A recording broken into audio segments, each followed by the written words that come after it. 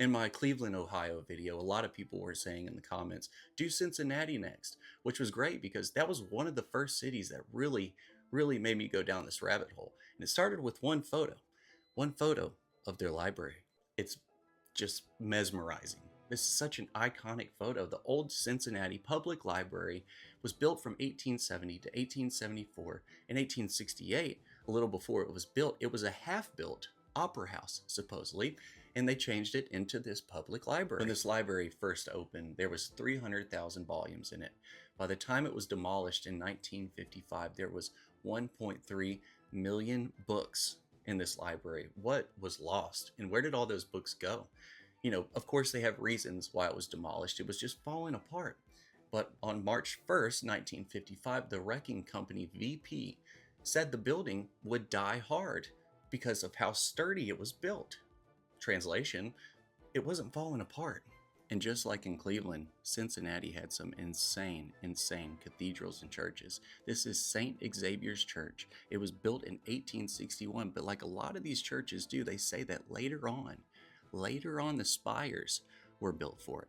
So I guess mainstream Melvins look at it and go, yeah, that bottom part could be built in 1861, right? And then when we got more advanced later on, we built this spire here to make it a portal into another dimension, right? That makes sense. Tell me if this one makes sense too, okay? This is the Church of Immaculate Conception. Who makes these names? Seriously, who makes them? And it was built in 1850. This was built in 1850, but as a lot of these cities do, there was a fire and it burnt down. So they had to rebuild it in the 1890s. But my question is how'd they get the stones up there in 1850? Because supposedly they just rebuilt it the same way it was.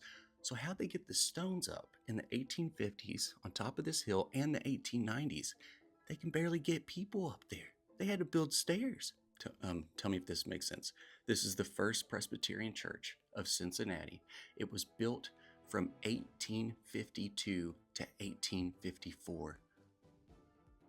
Before the Civil War, this was built. This is 200 plus feet tall.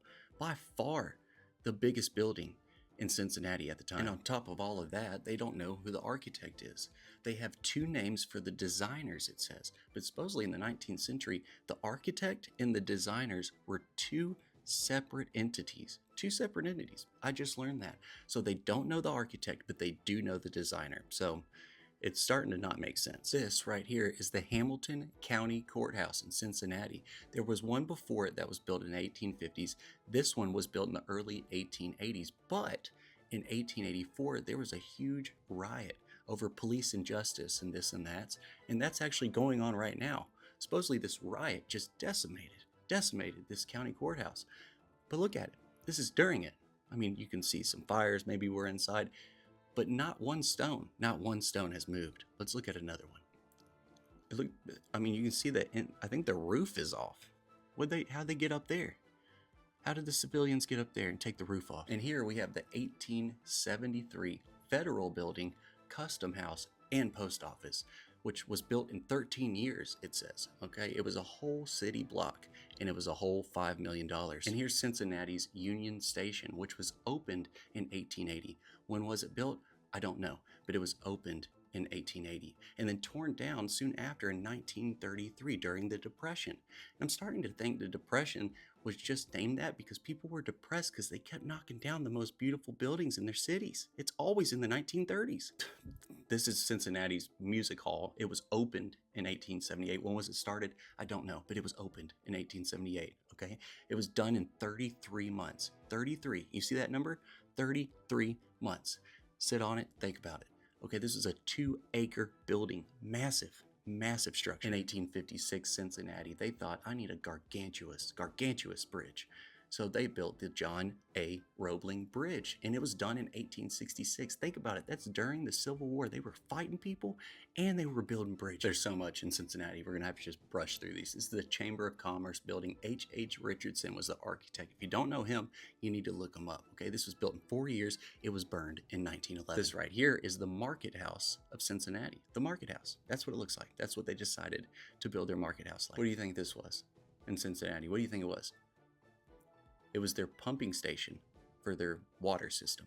That's their pumping station. That's not all on the water situation.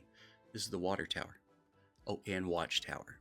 So water tower and watchtower of Cincinnati. You can always tell when these structures don't fit. When we put our own signs on it, it just says art on this building. Look at it. You've seen Cleveland. You've seen Cincinnati. This is a long video, but it was needed. These cities are something you drive through and don't really think twice about. Not really a vacay spot, right? But back in the day, it was the hub. It was the hub of the old world. Love y'all and have a good day.